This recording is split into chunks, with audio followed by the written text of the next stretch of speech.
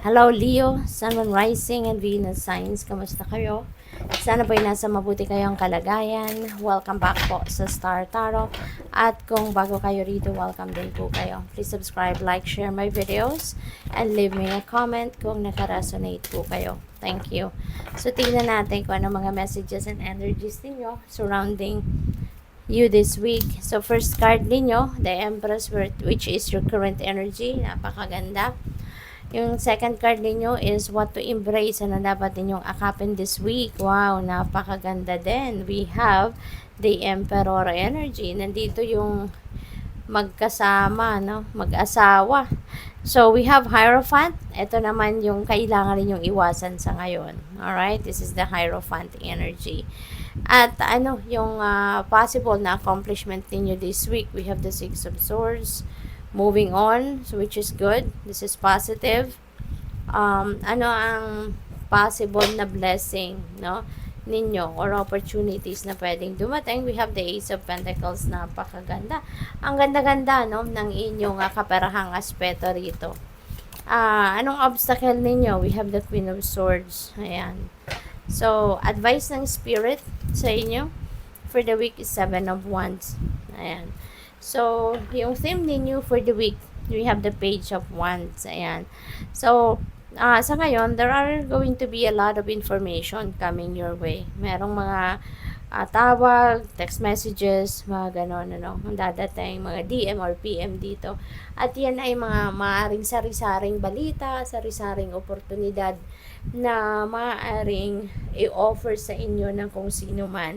And that is something that will excite you big time. That is something na makakapag pa-excite din sa'yo, you know, Leo. At saka ano ito mga iba't ibang klaseng oportunidad. Pwedeng sa travel yan, pwedeng sa career, pwedeng sa trabaho ninyo or business, yung mga ganon. So, iba-iba yan. Pero whatever this is, na balitang ito or mga oportunidad na to na mababalitaan ninyo, this is going to excite you. You know?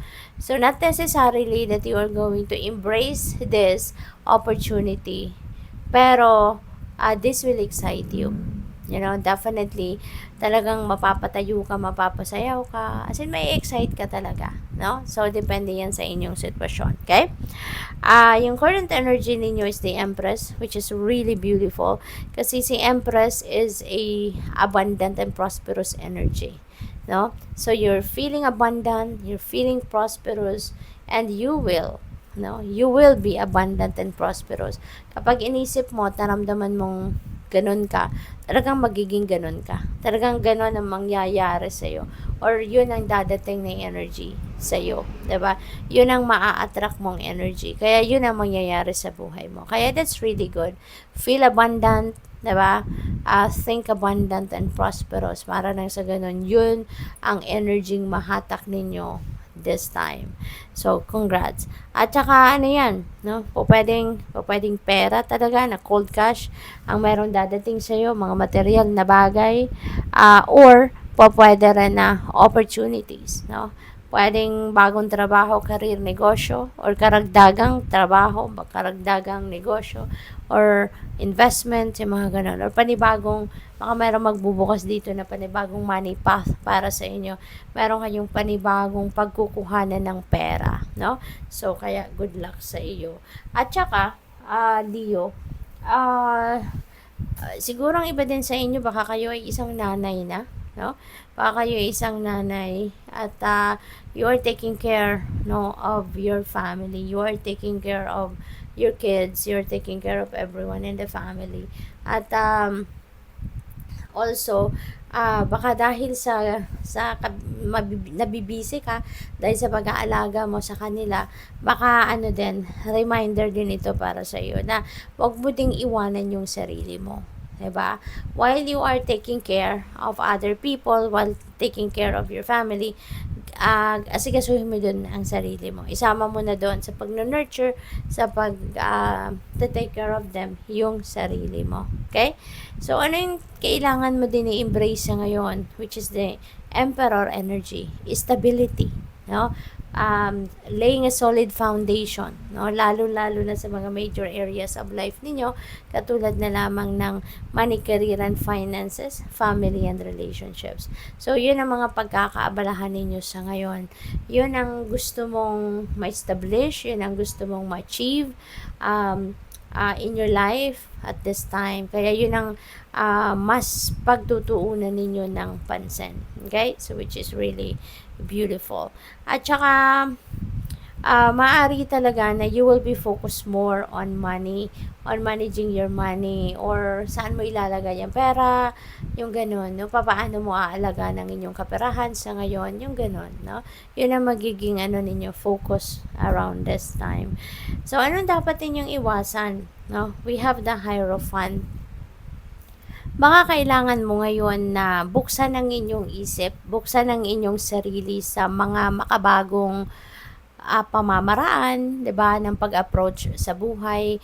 Kasi baka ang iba sa inyo dito, alam mo 'yun, meron kayong sinusunod na belief system, meron kayong mga pamahiin, meron kayong mga pinaniniwalaan, na talagang pinanghahawakan ninyo since bata pa kayo, yung ganon, no? So, maybe, hindi naman natin sinasabi na alisin mo na yan totally, 'di ba, sa sarili mo, kasi kung talagang malaki ang conviction mo, 'di ba, regarding that pinaniniwalaan mo. Pero at least bigyan mo ng pagkakataon, no, yung mga bago, 'di ba?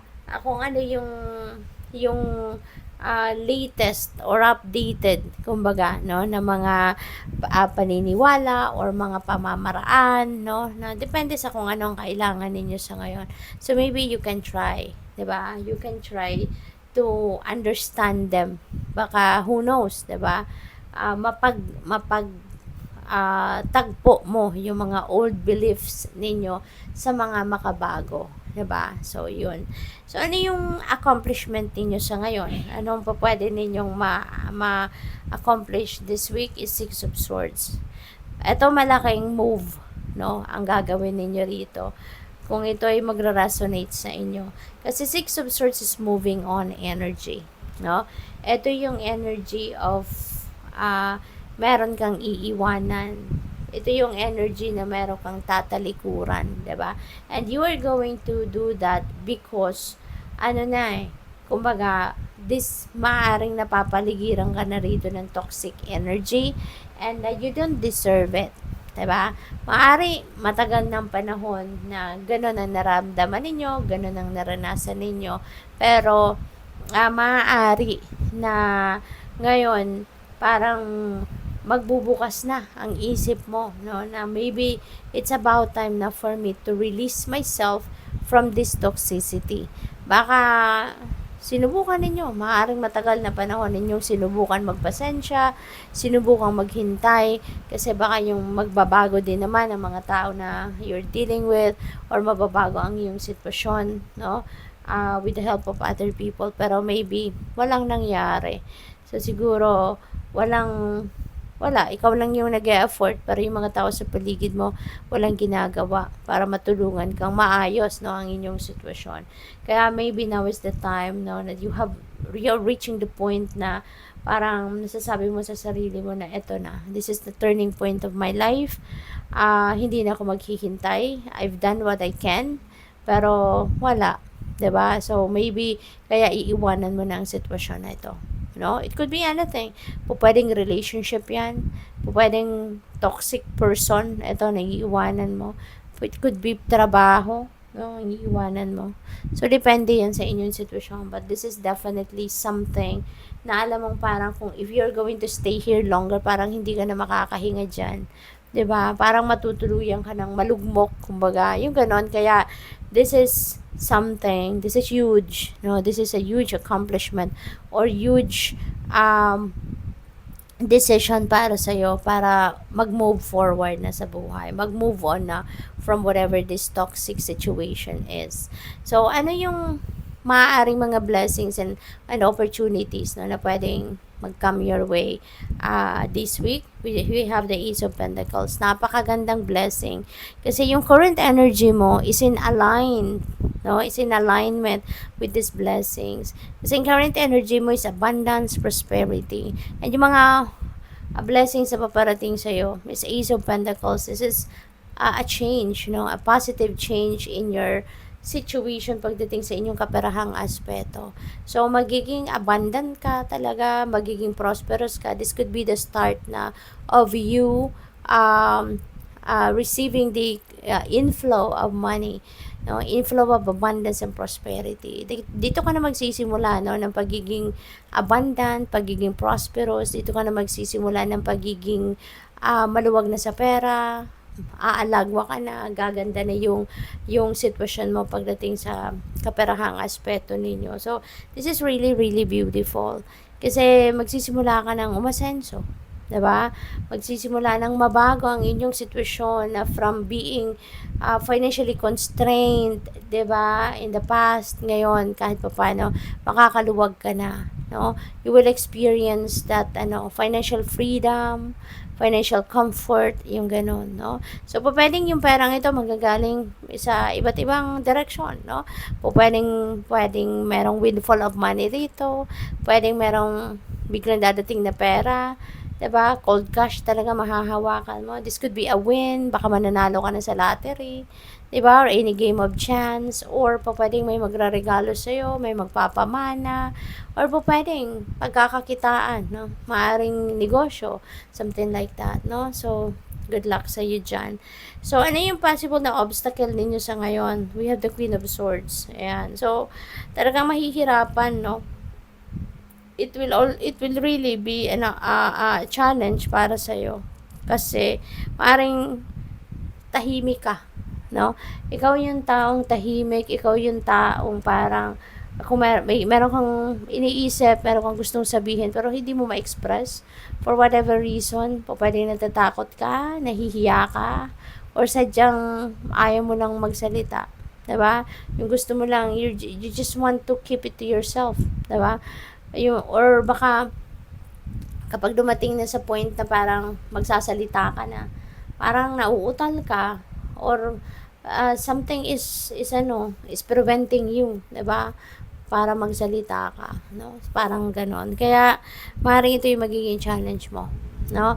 Ang pag-express ng sarili mo. Pero alam mo, kung gusto mo talagang maging maayos, no, ang mga pakikipag-usap mo, ang relationship mo, kasi sa kahit anumang klaseng transactions or negotiations, 'di ba? Or kahit sa relasyon lang, 'di ba? Napaka-importante na open ka sa pakikipag-communicate sa person mo. No, ganun din kahit sa trabaho, lalo na sa negosyo, 'di ba? Kailangan pag-usapan, kailangan i-discuss kung ano man ang mga nararapat na i-discuss, 'di ba?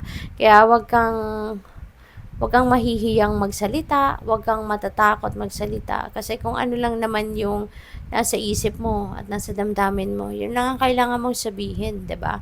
Kaya wala kang dapat na ikatakot. It's better to be honest, no?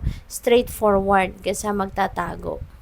So, 7 of Wands, ito yung advice sa inyo, you know. 7 of Wands is about parang on a defensive mode ka, no? So, yun, maging mapagbantay ka, no? Maging mapagbantay, maging keen observer ka, you know. Kailangan mong maging aware ka of what is happening around you. Okay? Kung kailangan mong depensahan ang sarili mo, go for it. Kaya huwag kang magdadalawang isip. Kung kailangan mong harapin ang kung sino man, harapin mo. 'Di ba? Huwag mong atrasan kasi there is a reason for everything, hindi ba? May mga you also need to choose your battles wisely. Titingnan mo din talaga yung pag-aaralan mo yung inyong sitwasyon, mag-obserba ka. Kasi meron din mga sitwasyon na kailangan na lang natin pabayaan, 'di ba? Kasi it's not worth our time and energy and effort, 'di ba? Meron din naman kailangan talaga nating labanan, kailangan nating harapin, 'di ba? So kaya nga kailangan mong maging mapagmatsyag ka, maging aware ka, and conscious ka sa mga nangyayari. Okay? Para alam mo kung ano ang gagawin mo. So, good luck sa'yo. Thank you for watching, Lala Light. Namaste.